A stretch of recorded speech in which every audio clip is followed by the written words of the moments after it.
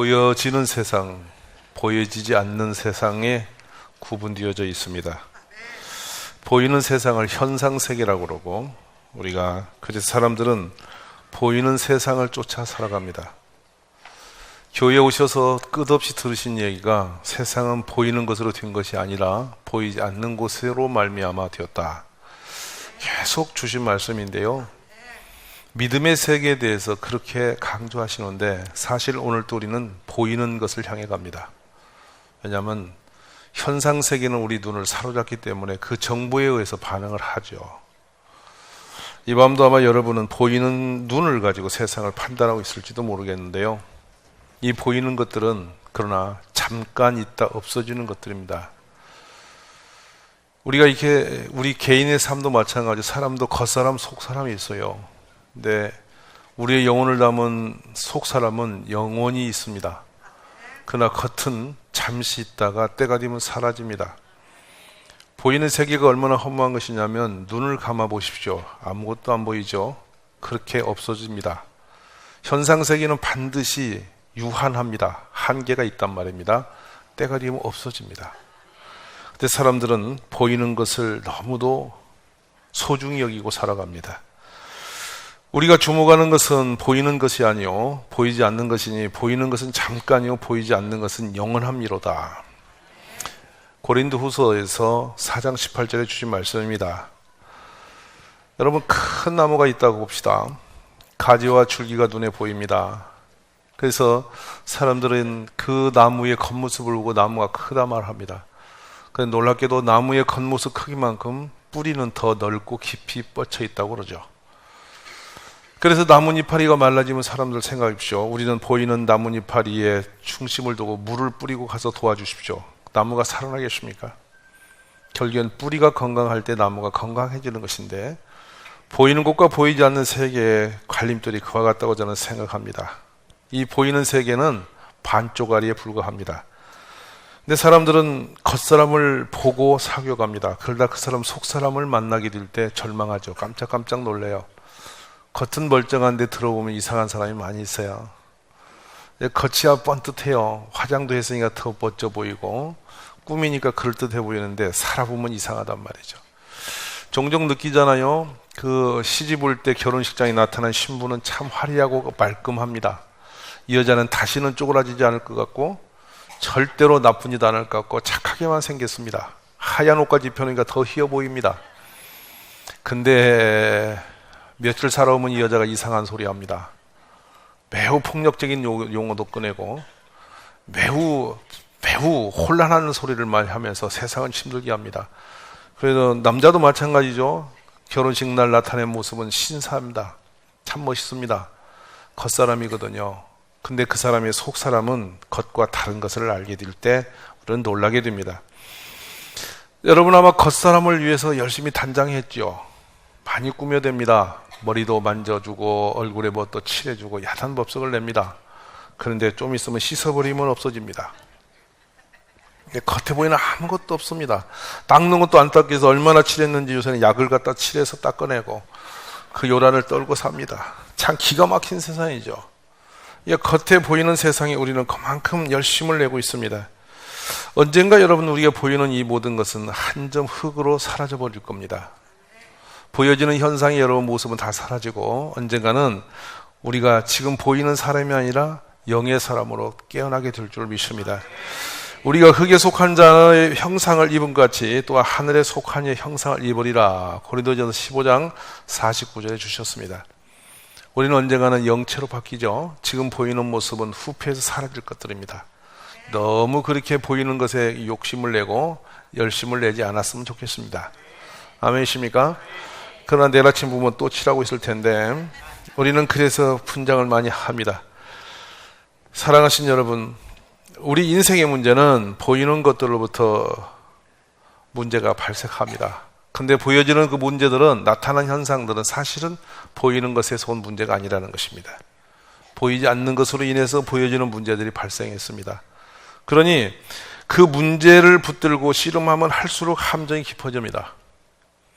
만약에 여러분이 어떤 큰 부채를 가지고 있을 때요, 그 돈에 매여가지고 빚에 빠져서 빚하고 계속 있으면 염려, 근심, 걱정, 또 다르게 절망, 분노, 좌절 이런 것이 계속 오는데 그 돈을 가지고 돌고 씨름하면 돈이 우리를 풀어주지는 않습니다.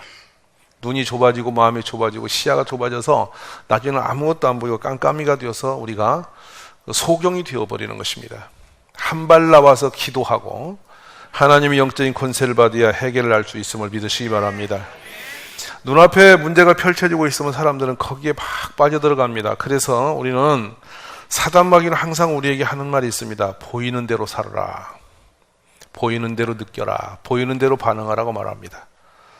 바로 에덴 동산에 일어났던 사건도 사단이 보이는 것대로 우리를 넘어뜨렸습니다. 하나님은 아담과 하와에게 어마어마한 영적인 권세를 주셨죠. 그런데 사단은 바로 보이는 것을 가지고 장난쳤습니다. 먹으면 뭐가 될 것처럼 했고 먹었더니 허상입니다. 보암직 먹음직 탐스러워 보임. 이것이 그들이 죽는 길인지도 몰랐습니다. 오늘도 마찬가지죠. 모든 사람들이 보여지는 것 향해서 열심을 내고 있습니다. 오늘 여러분의 눈이 보이는 것에서 보이지 않는 세계로 옮겨가기를 간절히 원합니다.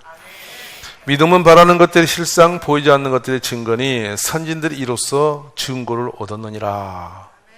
믿음으로 모든 세계가 하나님 말씀으로 지어진 우리가 아나니 보이는 것은 나타난 것으로 말미암아 된 것이 아니니라. 사단은 항상 우리에게 자꾸 보라고 그러죠. 여리고성을 바라봐라.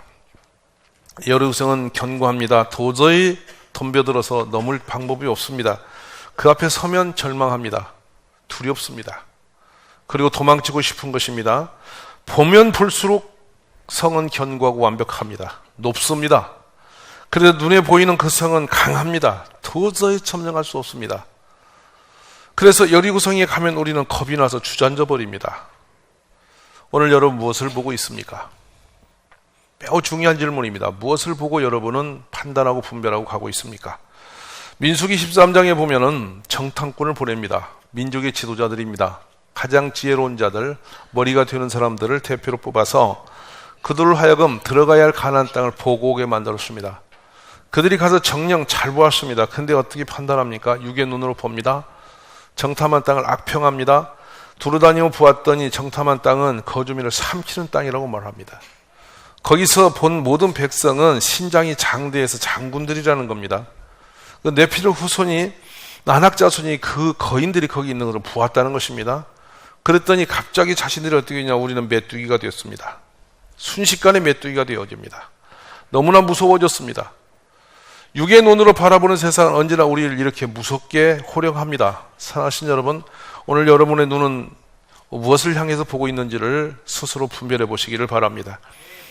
저는 이 본문의 말씀을 대하면서 오늘 밤에 여러분들이 새로운 영의 눈이 열리기를 간절히 소망합니다. 그리고 이 말씀을 들을 때 지금까지 보았던 눈을 들어서 정말 보지 않는 세계를 볼 수 있는 그런 지혜자들이 되시기를 원합니다. 자, 오늘 우리는 소경, 날 때부터 소경된 사람 예수님 만나는 장면을 대하고 있습니다.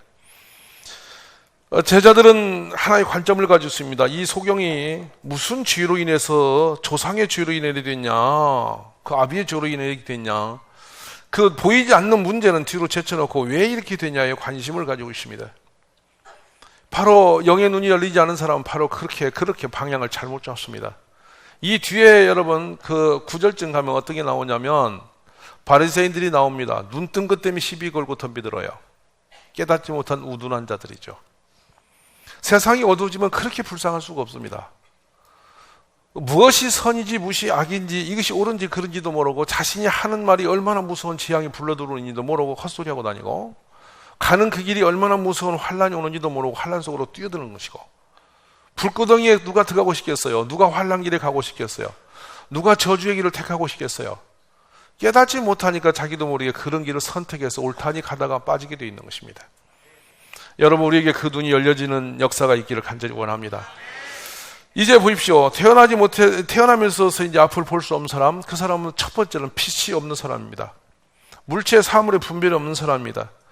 세상에서 나와서 가장 불쌍한 사람이죠. 밖에 나가는 자체가 두려움이 공포지 않겠습니까? 모든 세상에 존재하는 그 사람의 적이 되어 있지 않겠습니까? 앞을 못 보니 다 부딪히는 게 문제가 되지 않겠습니까? 얼마나 처량하고 불쌍한 사람입니까? 그런데 문제는 이렇게 태어나서 눈으로 보지 못하는 사람이 불쌍한 게 아니라 성경은 늘 말하는 게 있습니다. 눈을 뜨고 보지 못하는 소경이 더 불쌍하다고. 아멘이십니까? 이게 영적 소경을 얘기합니다. 에베소 4장 18절에 이렇게 말씀하죠. 그들의 총명이 어두워지고 그들 가운데 있는 무지함, 그들의 마음이 굳어짐으로 말미암아 하나님의 생명에서 떠나 있다. 다시 볼까요? 총명이 어두워져요. 영적인 눈이 어두워져요. 그 마음이 굳어집니다. 반응이 이제 없습니다. 그래서 어디까지 무뎌졌냐면 두려움마저도 느끼지 못하고 용감한 죄의 길을 센터에 가더라는 것이죠. 생각 위로 이런 사람이 우리 주변에 참으로 많습니다. 자신에게 임박한 위험과 재앙이 얼마나 근접해 와 있는지도 모르고 용감하게 하루하루를 죄의 길을 막 달려가며 무지한 길을 막 달려갑니다. 영이 둔해지면 그럴 수밖에 없습니다.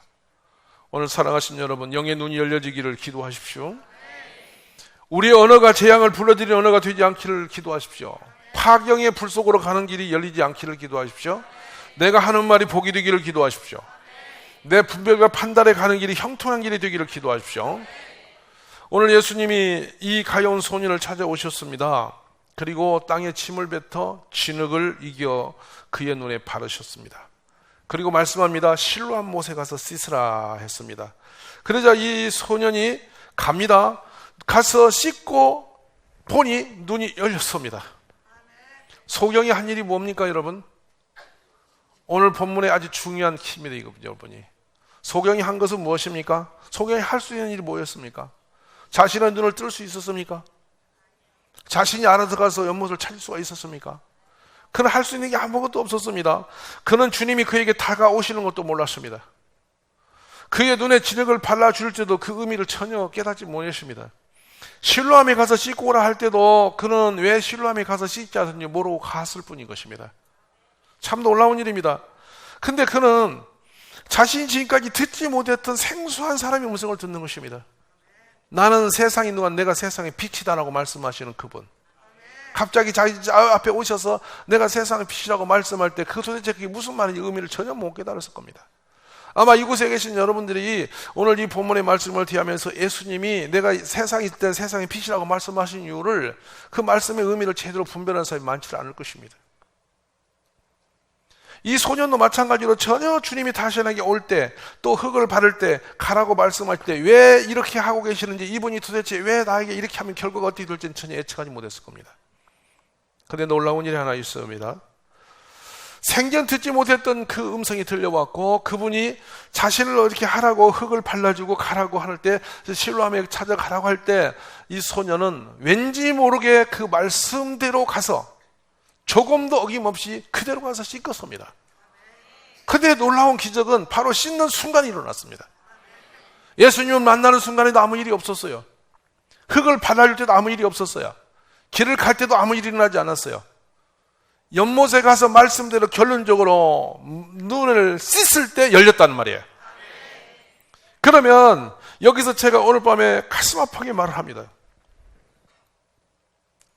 우리는 왜 눈이 열리지 못하는가? 우리 예수님이 내 평생 한 번도 내 앞에 오시지 않았단 말인가? 그 많은 예배를 드리고 그 많은 기도를 하고 그 많은 찬양을 하고 그 많은 신앙의 경륜을 따라왔는데 나는 예수님이 한 번도 나를 찾아온 적이 없었단 말인가? 그래서 나는 이렇게 어두움 속에 그냥 살고 있다는 것인가? 그 영광의 하나님이 내 운명을 바꿔줄 수 있고 예수님이 한 번만 내를 만났으면 내가 이렇게 살진 않았을 텐데 내가 이렇게 눌려져 사는 이유는 예수님을 제대로 만난 적이 한 번도 없이 맹송하니 살아왔다는 거 아닌가? 이게 오늘 밤에 설교를 준비하면서 애절한 마음을 갖는 목사의 심정이에요. 왜 나는 이렇게 사는가 말이야. 왜? 주님이 한 번도 그러면 나에게 말씀 안 했단 말인가? 이 소경에게는 실로암으로 가서 씻으라고 했는데 나에게는 그런 음성을 한 번도 주신 적이 없었단 말인가? 내가 순종되었어야 할 그 말씀, 주님이 그토록 귀가 울리도록 나중에는 듣다 졸려서 잠이 오도록 들려준 그 많은 말씀 어디다 다 내가 팽개쳤는가 말이지. 그러고 사는 것은 눈이 어두워진 채 불신앙자와 비슷한 생각에 꼬리를 붙들고 이게 어둠인지 빛인지도 모르고 헤매면서 이렇게 초라하게 꼬리에 된 인생을 헤매고 사는 것이 옳은 것이냐 하는 것입니다. 어느 천년까지 이렇게 살다 말 것인가? 언제까지 보이는 세계만 두리번거리면서 우리가 그렇게 비천한 인생길을 헤매다 말 것인가 하는 것입니다. 가장 불쌍한 사람이 누군지 아십니까? 주의 음성을 듣지 못하고 사는 사람. 살아계신 주님이 계신데 나만 하나님이 없는 것처럼 어둠 속에 방하고 있는 그 사람보다 불쌍한 사람이 이 땅에 없는 것입니다. 오늘 주님을 만나시기를 바랍니다. 이 불쌍한 소경, 주님이 찾아오셔서 그 음성 듣는 순간 역사를 바꿨습니다.